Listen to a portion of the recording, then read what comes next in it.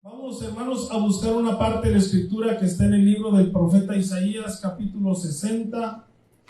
Vamos a leer el verso 1 y el verso 2. Sé que lo hemos leído en otras ocasiones, pero vamos a darle lectura. Isaías, capítulo 60, verso 1. Y vamos a leer el verso 2 también.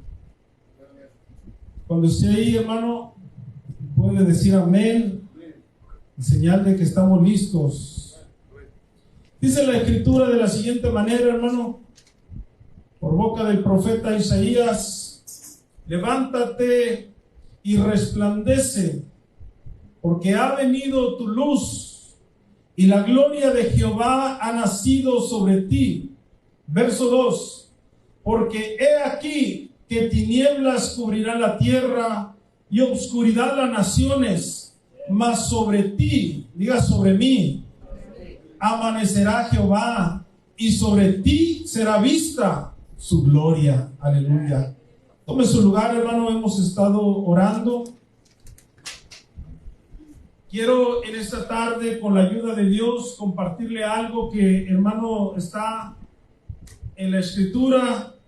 Y quiero decirlo así con mucha humildad: si usted logra, hermano, llevarse esto en su vida esta tarde, habrá valido la pena que haya dejado de hacer otras cosas por estar aquí.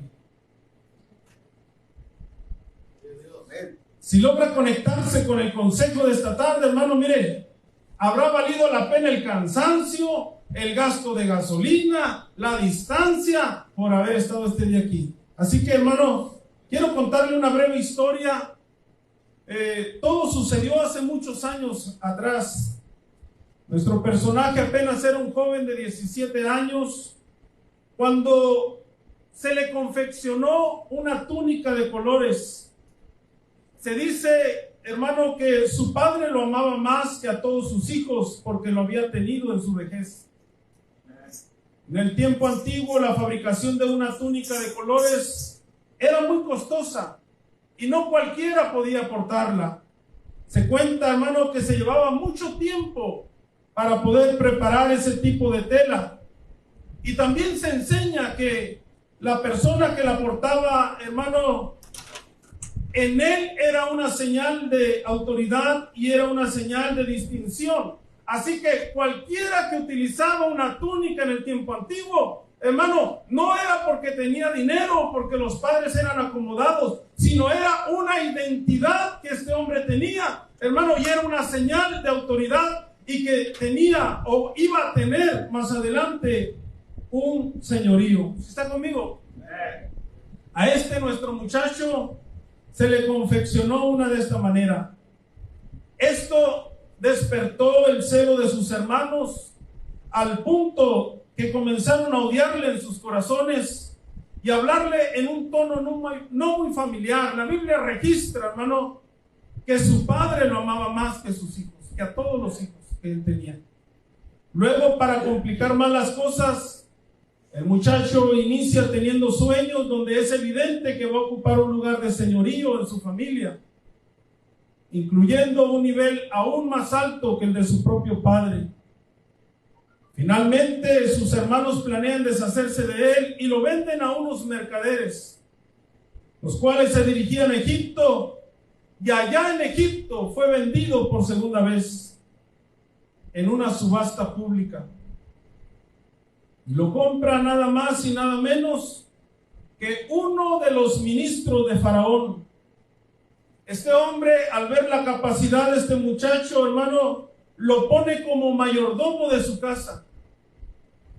Cuando José, nuestro personaje de este día, es llevado al palacio, la esposa del rey se enamora de él, pero José se resiste a las provocaciones y a las tentaciones. Fue tanta la insistencia de la mujer que la historia registra que este hombre fue llevado a la cárcel porque le levantaron un falso testimonio.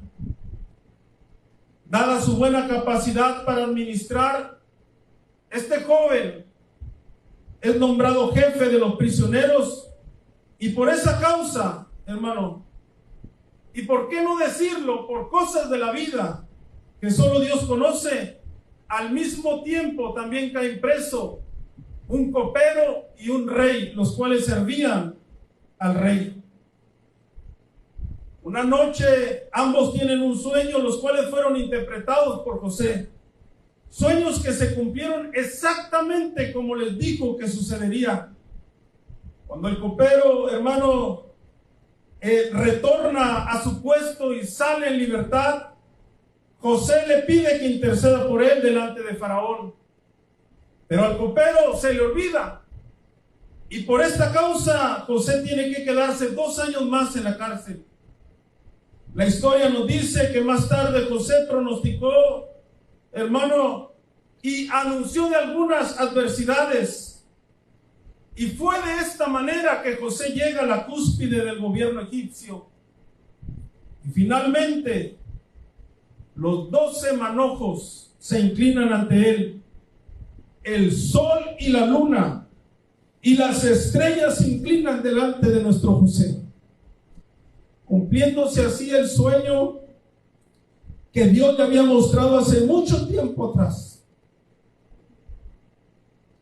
En ocasiones vivimos etapas en nuestra vida que no entendemos por qué nos suceden las cosas. A esto los predicadores y los que estudian la palabra le llaman los procesos hacia el propósito de Dios. José, hermano, fue un joven obediente a su padre. Pero por causa de eso, tuvo que enfrentar muchas adversidades en su vida. Y las adversidades estaban ahí, hermano, no para derribarlo, no para matarlo, sino que eran el transporte que lo llevarían directamente a su propósito, a lo que Dios lo había llamado a hacer. No sé cuántos están aquí. Yo no sé si usted estará de acuerdo conmigo, hermano, que la vida de José es una de las historias más hermosas que tiene la Escritura. Desde el día que Jacob, su padre, le puso la túnica de colores, hasta cuando se le pone el anillo real en su mano, vemos a un joven que, aunque su final fue de éxito, tuvo que enfrentar muchos momentos difíciles. En ocasiones no entendemos muchas cosas y creemos, hermano, que llegar al propósito de Dios es de la noche a la mañana, pero se requiere esfuerzo, se requiere querer hacerlo, se requiere, hermano, estar parado en el camino correcto, se requiere estar conectado con Dios para poder llegar hacia allá. ¿Cuántos dicen amén? Escucha lo que voy a decir. Hoy en esta tarde, hermano, le decía que no es casualidad que usted esté aquí. Estoy aquí de parte de Dios para decirle, hermano, que al igual que José, Dios quiere usarlo a usted. Dios quiere usar a cada uno de los que estamos aquí. Que Dios, hermano, quiere usarlo a través de su Espíritu Santo para que venga el conocimiento de la verdad su esposo, su esposa, sus hijos, sus amigos, su familia, sus conocidos, hermano. Y Dios lo ha puesto para que a través de usted puedan ver la luz y que sea un hombre, una mujer, hermano, que se distinga por su servicio a los demás, que se pueda mirar, hermano, su disposición, que sea un ejemplo a seguir por su conducta y su compromiso a la obra de Dios. Ese es el plan de Dios para su vida. Se requiere que sea muy valiente, ya que el camino al propósito sin duda tendrá momentos difíciles, pero si le cree a Dios y decide caminar con Él, sin duda tiene garantizado que sus ojos podrán ver su gloria. Así lo dijo el profeta Isaías, que aunque haya oscuridad, hermano, en la tierra, sobre ti nacerá la luz del Señor. Pero tenemos que creer, pero tenemos que aceptarlo y de recibir de Dios no solamente lo bueno, sino también los procesos, sino también las adversidades. Jesús dijo en una ocasión: A la verdad, la mies es mucha y los obreros son pocos. Cuando la Escritura dice obreros, no quiere decir que esta palabra es exclusiva para los hombres, sino que también el maestro extiende un llamado a trabajar a las mujeres, así como usted que está este día aquí. ¿Cuántos dicen amén? Dice el libro de Proverbios, capítulo 23, verso 7, hermano, que así como es el pensamiento del hombre o de la mujer en su corazón, así es él. En otras palabras, usted es el resultado de lo que piensa de usted mismo. Si usted cree que es un fracasado, eso es lo que está en su mente. Si usted cree que no va a avanzar, eso es lo que está en su mente. Pero si usted se conecta, hermano, y entiende y hace suya la palabra que Dios lo llamó de las tinieblas a su luz para hacer de usted un instrumento útil, eso es lo que Dios hará en su vida. Depende de lo que hay en nuestra mente, lo que seremos y lo que haremos. ¿Tú dices amén? ¿Dónde se encuentra la diferencia entre quedarse sentado y levantarse y resplandecer? ¿Dónde estará esta diferencia? Diga conmigo, la diferencia está en mis pensamientos. La diferencia está en mi mente.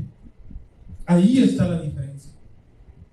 La oportunidad de usted servir en la obra de Dios, hermano, y quiero dejarlo en claro, no viene de afuera hacia adentro, sino la diferencia entre servir o no servir a Dios, hermano, viene de adentro hacia afuera.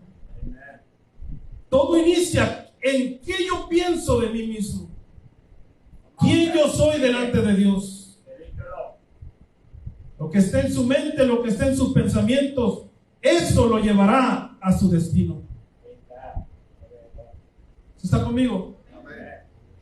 Cuando usted y yo nos alineamos, hermano, y alineamos nuestros pensamientos con lo que Dios ha dicho que usted puede hacer, y no solamente lo piensa, pero se aferra a eso, la victoria viene, y es ahí donde los milagros ocurren. Todas las herramientas, la capacidad, la gracia, la habilidad van a ser añadidas en la medida que nosotros avancemos. Se le va a ir añadiendo lo que usted necesita y lo que yo necesito. Quiero decirle también que usted ha sido llamado desde antes de la fundación del mundo para cumplir con un trabajo. Ese trabajo ya fue diseñado en la eternidad previamente, y que nadie más lo puede hacer excepto usted. Ese trabajo tiene su nombre. Nadie más lo va a hacer sino solamente usted. Y sabe una cosa, ese trabajo está esperando por usted. Ese trabajo está esperando por mí. ¿Cuántos dicen amén? La Escritura dice en Efesios capítulo 6, verso 10, porque somos hechura suya, creados en Cristo Jesús para buenas obras, las cuales Dios preparó de antemano. No las preparó en el camino, Él las preparó de antemano, que usted y yo viniéramos a la existencia, para que anduviésemos en ellas. Ahora, mi hermano, ¿cómo puede usted saber qué es lo que Dios le ha llamado a hacer? ¿Cómo yo puedo conectarme con aquello a lo cual Dios me llamó a hacer? Lo he dicho en otras ocasiones, quien permitió mi entrada a este mundo es el mismo que va a permitir mi salida de este mundo. Pero no entramos a este planeta Tierra nomás, hermano, a trabajar y pagar biles. Entramos para cumplir un propósito por el cual el que permitió que entráramos nos mandó a hacer. ¿Está conmigo? ¿Usted se ha puesto a pensar cuál es el propósito de Dios en su vida? La respuesta está en el libro de Eclesiastés, capítulo 12, verso 13. Dice la Escritura de la siguiente manera: el fin de todo el discurso oído es este. Ojo, iglesia, no habla de títulos, no habla de cargos, no habla de responsabilidades. el fin de todo el discurso oído es este. Dos cosas sencillas, pero difíciles en ocasiones. Teme a Dios y guarda sus mandamientos. Porque esto es el todo del hombre. Teme a Dios y guarda sus mandamientos. En la medida que usted y yo cuidamos nuestra relación personal con Dios y obedecemos su palabra, guardándola y meditándola, es en esa medida, hermano, que se le va a ir revelando su llamado. Voy a repetir. En la medida, hermano, que nosotros obedecemos la palabra de Dios y nos relacionamos con Él, es en la medida que se va a ir revelando aquello por lo cual usted y yo estamos aquí hasta este día con vida. ¿Sabe por qué en ocasiones la gente se extravía y dice, yo no sé para qué Dios me llamó? La pregunta es, ¿cómo está tu relación con Él? ¿Cómo está tu obediencia a la palabra? En la medida que obedeces y le temes, se revela a lo cual tú has sido llamado. ¿Cuántos están conmigo? Es en la medida, hermano, que nosotros nos relacionamos con Dios, en que nuestro llamado va a ser revelado. Dios no espera que usted y yo diseñemos un plan de vida para que se acomode a solo existir en este mundo. Lo que Dios está esperando es que cada uno de los que estamos aquí podamos descubrir el plan diseñado desde antes de la fundación del mundo, el cual Dios ya tiene preparado para nuestra vida. Vaya, el reino de Dios no se sujeta a mis planes, yo me sujeto a los planes del reino de Dios. Porque para eso fuimos llamados, iglesia. Para eso Dios nos llamó, para eso Dios nos lavó, nos quitó la suciedad, la contaminación. Para eso Dios nos justificó, para eso Dios nos puso en su pueblo, para hacer lo que Él ha mandado para nuestra vida, para hacer la voluntad de Dios. ¿Cuántos dicen amén? Me gustaría que abriéramos el libro de Génesis, capítulo 37, verso 14.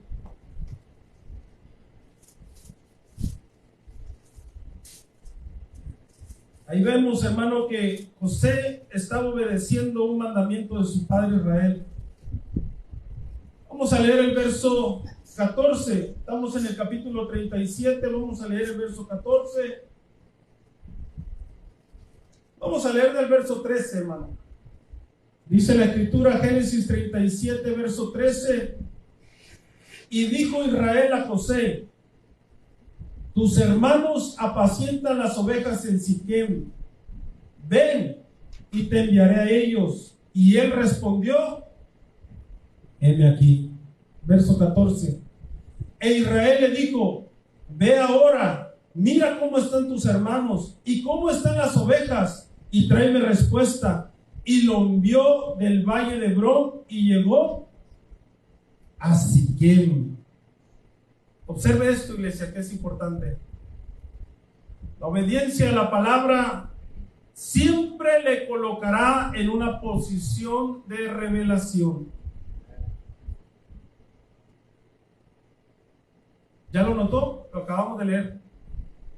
La obediencia a la palabra lo pondrá en una posición de revelación. ¿Qué estaba haciendo José? Obedeciendo la palabra de su padre Israel, ¿de acuerdo? Yo le pregunto, los que conocen historia, ¿usted cree que después de ese mandato que hizo Israel, José sabía lo que estaba delante y lo que le esperaba?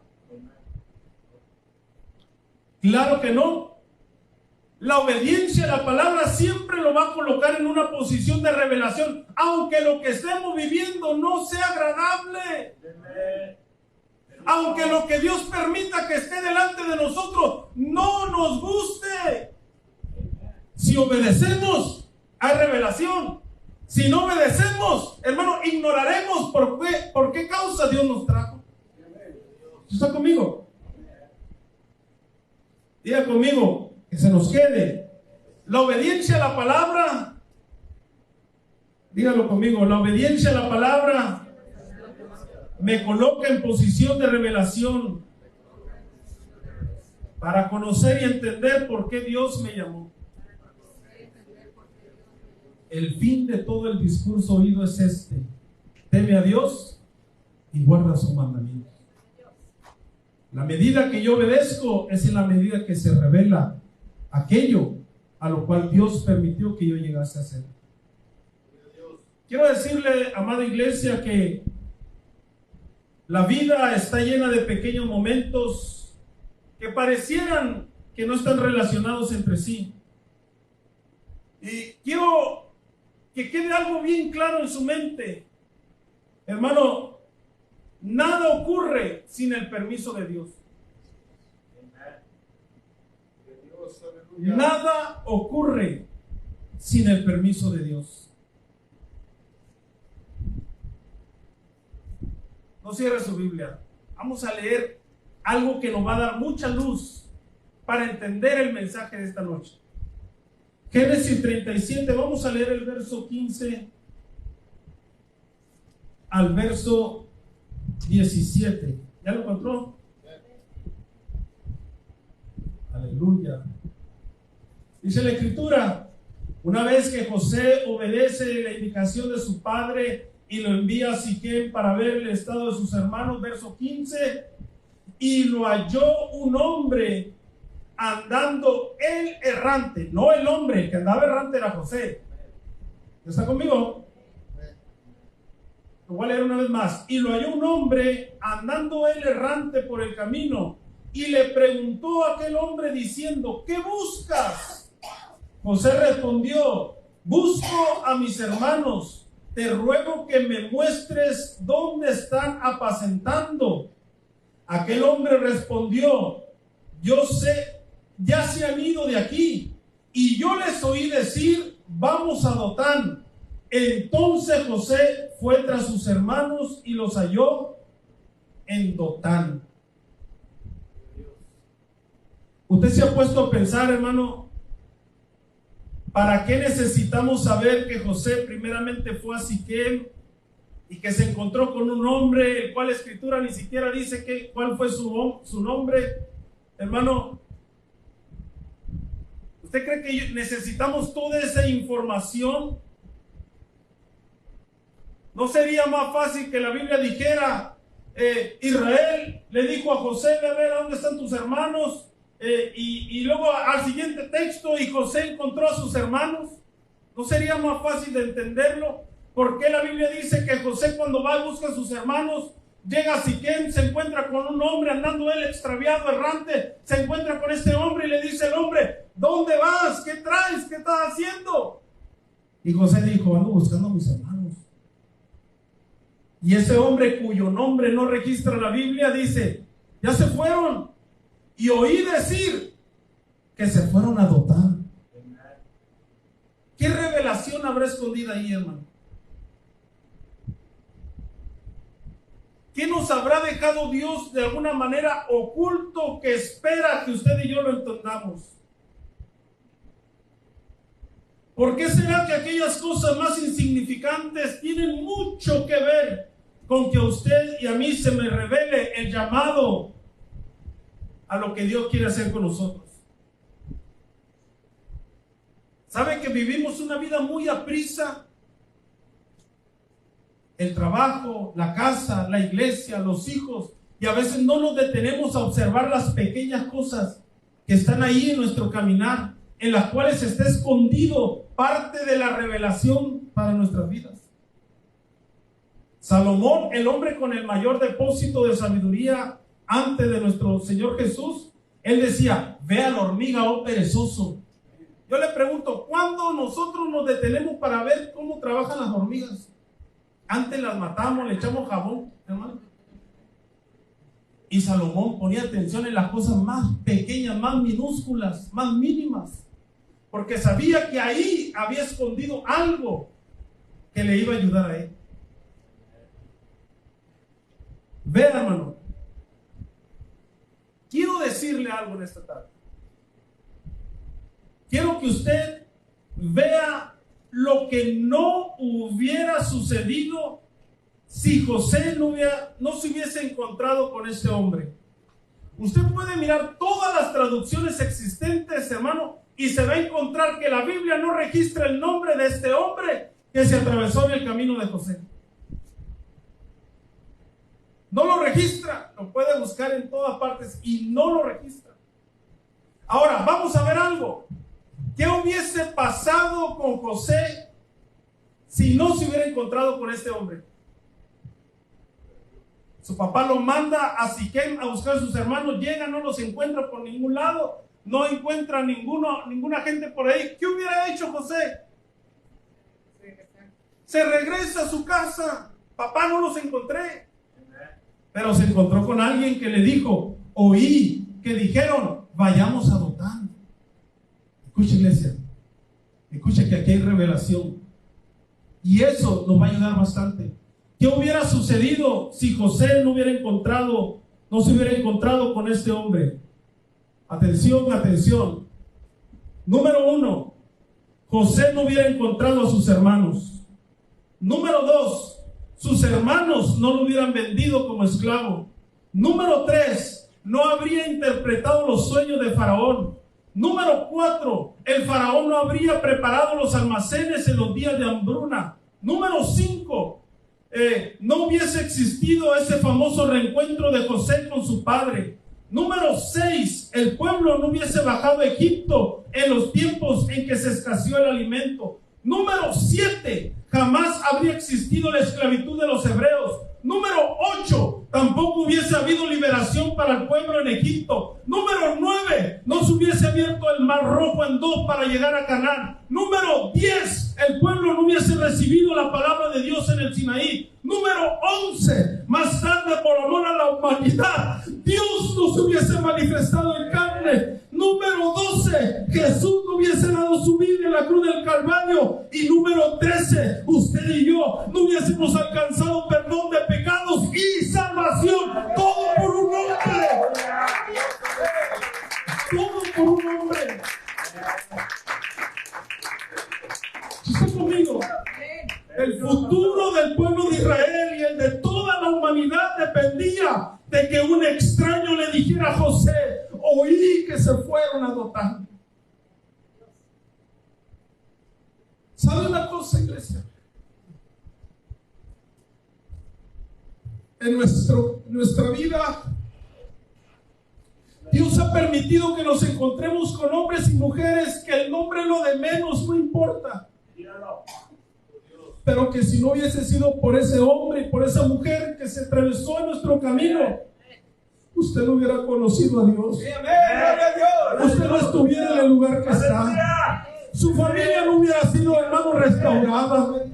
Sus pecados no hubiesen sido perdonados. Todo porque se encontró en su camino con un hombre. ¿Se da cuenta, hermano, cómo Dios deja escondido en lo más mínimo la salvación, no solo para el pueblo de Israel, sino para toda la humanidad? ¿Se da cuenta de ese grande regalo que está escondido ahí?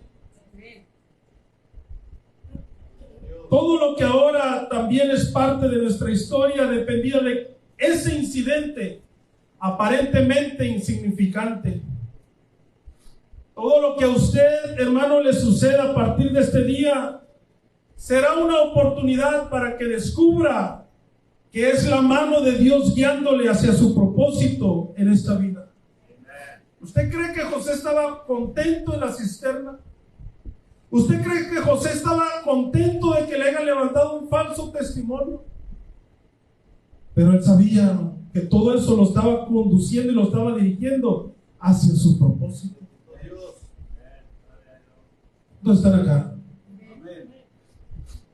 Algo tan normal como un extraño encontrándose en el camino abrió una puerta para que incluso todos nosotros estemos hoy aquí. El hombre no puede caer en idolatría, pero sí es bueno reconocerlo. Y no solamente reconocer a los que nos hablaron la palabra, podríamos decir gracias Dios por aquel hombre que se encontró a José. Porque gracias a aquel acontecimiento estamos este día aquí. ¿Cuántos dicen gloria a Dios?